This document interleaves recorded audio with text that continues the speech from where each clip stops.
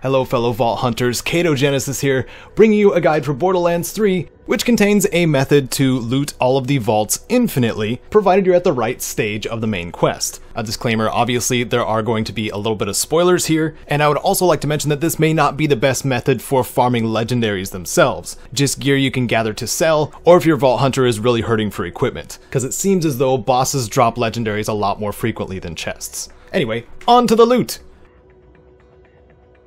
The first vault is under Meridian, on Promethea, the vault of the Rampager, during the quest Beneath the Meridian.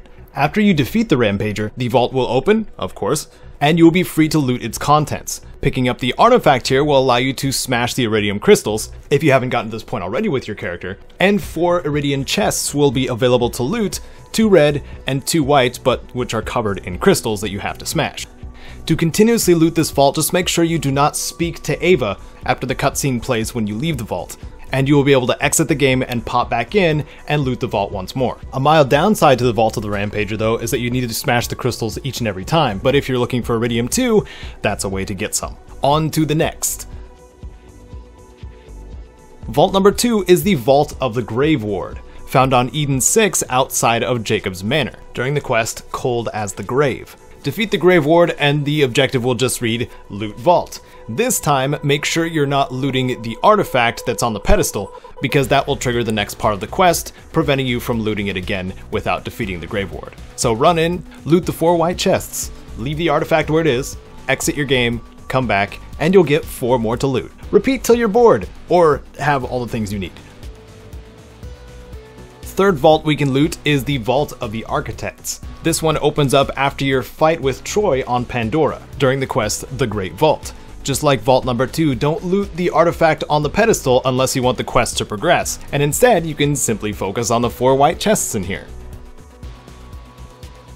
We come to the final vault, which has a couple more red chests, and that is the Vault of the Destroyer, also on Pandora, accessible during the final quest, Divine Retribution. I may sound like a broken record, but it's just like the last 2. If you make sure not to take the artifact, you get these 2 red chests and 2 white chests as many times as you want.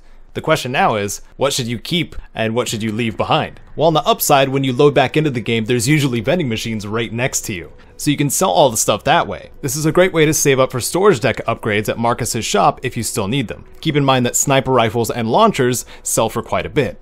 Have you found another chest farming method? I'm definitely open to hear if there's anything more efficient. Leave a comment to help out your fellow Vault Hunters. If you found this quick guide useful, entertaining, or a little bit of both, do whatever you see fit to show that. And if you'd like to join the amazing supporters on screen now, including Wasteland Legend Sven, check out the Patreon link here or in the description. Thank you so very much for watching. I'm Genesis, and may you wander the galaxy like you own it.